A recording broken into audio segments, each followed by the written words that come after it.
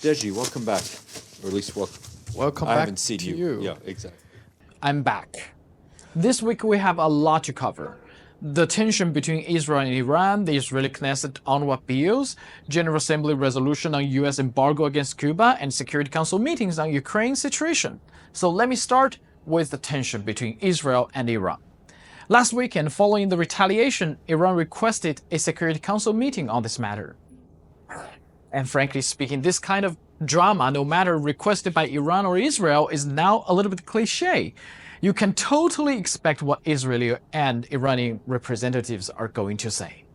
The responsibility for this dangerous escalation lies squarely with the Israeli regime and certainly with those who enable it, foremost among them the United States, which remain Israeli primary and unwavering supporter in committing these grave atrocities and also paralyze this august body to fulfill the primary responsibilities. How can you equate Israel's defensive measures with Iran's unprovoked assaults on our people?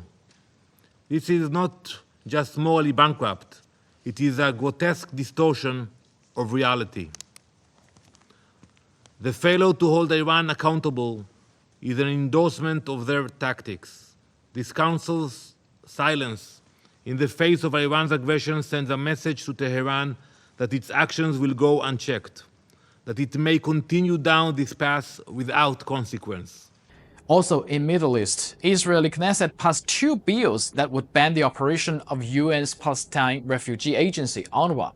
UN quickly released a statement concerning this decision. But what options does the UN really have if the bills are implemented? What options does the UN still have to, let's say, to face this might be never inevitable implementation of the bills? I would tell you the UNRWA's mandate was given to it by the General Assembly. The General Assembly isn't the General Assembly. The General Assembly is 193 member states. So we very much appreciate efforts by any member state to help us get over this hurdle, which is minimizing what this actually is. But there's very limited options now for the Secretariat.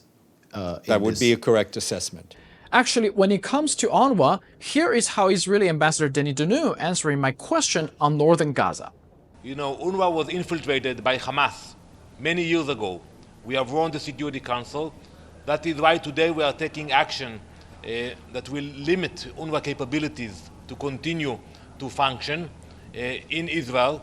And we will continue to work with those UN organs that want to support humanitarian efforts. And we are doing it with the WHO, with UNICEF, on the polio vaccination campaign and other campaigns. But obviously, members of the Security Council, even the closest ally of Israel, is against those bills. Well, we've made very clear that we are opposed to those bills.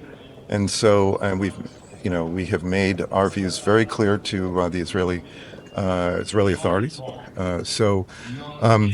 We would like to see we would like to see the implementation of these slowed as best as possible.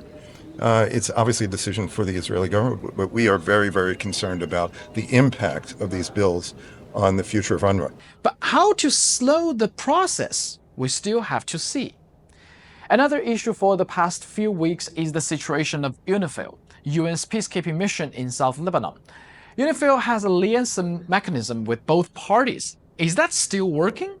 The liaison branch is really working day and night to try to deconflict all these activities, notifying the parties and doing whatever we can to ensure the safety of convoys, humanitarian convoys, and also of our peacekeepers. It seems to me like it's only UNIFIL sending messages to the other parties. It's not the other way around.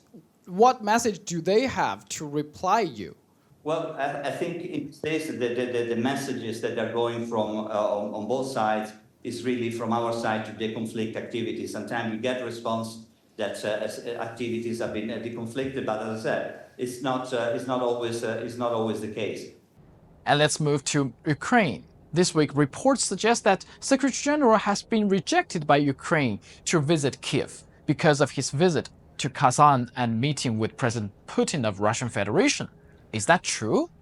There are reports that President Zelensky of Ukraine rejected the planned visit of Secretary General to Ukraine. Can you confirm that?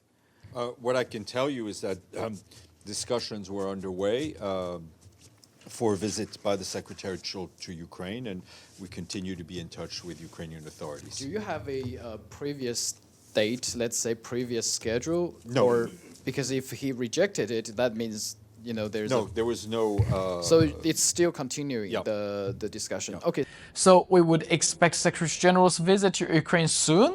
Frankly speaking, I don't think so. Not before the US election. Oh, speaking of the US election, here is how Steph answered my Halloween question. If Secretary General is invited to a Halloween party, which costume would he prefer? President Trump or Vice President Harris? He would dress up as a peace dove. And that's all from me.